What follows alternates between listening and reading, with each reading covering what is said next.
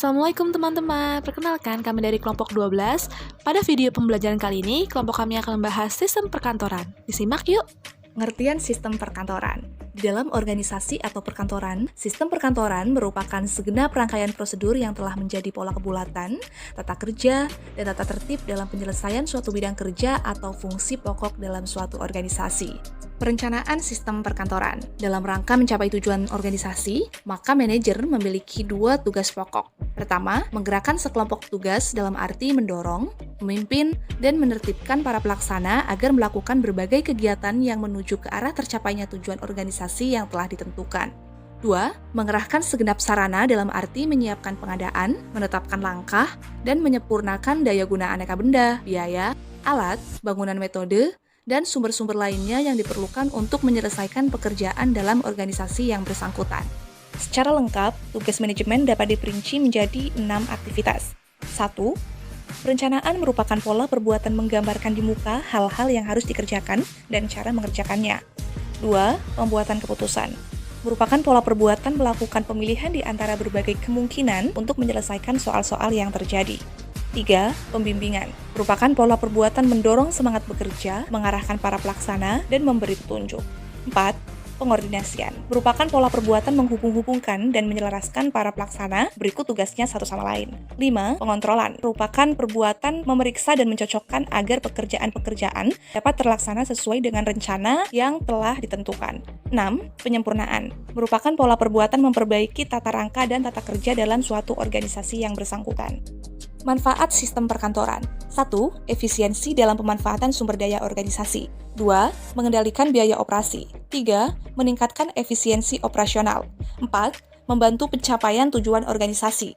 Selanjutnya, menurut Jesse Denier menyebutkan 11 General Principles of Office System, asas-asas umum sistem perkantoran. Yang pertama, sistem perkantoran mempunyai suatu arus kerja yang lancar tanpa terjadi hambatan-hambatan. Yang kedua, menghindari terjadinya kekembaran kerja dan warkat. Yang ketiga, menjaga sehingga perjalanan mondar-mandir para petugas terjadi secara minimum. Yang keempat, menghindari pula tulis-menulis yang tidak perlu. Yang kelima, memanfaatkan sebaik-baiknya kelebihan spesialisasi dalam pelaksanaan kerja. Yang keenam, menjaga sehingga jumlah pekerjaan dengan perbekalan kertas adalah minimum. Yang ketujuh, terciptanya prosedur rutin yang tetap. Yang kedelapan, mencegah berlangsungnya banyak pencatatan. Yang kesembilan, menghindari pengecekan yang tidak perlu. Yang kesepuluh, memanfaatkan sebaik-baiknya mesin. Dan yang terakhir, sistem perkantoran harus berdasarkan asas kesederhanaan. Kemudian, selanjutnya ada sistem analisis perkantoran. Sistem analisis terpadu terdiri dari beberapa subsistem yang umumnya mencakup area fungsional organisasi. Yang pertama, ada konsep sistem dan prosedur.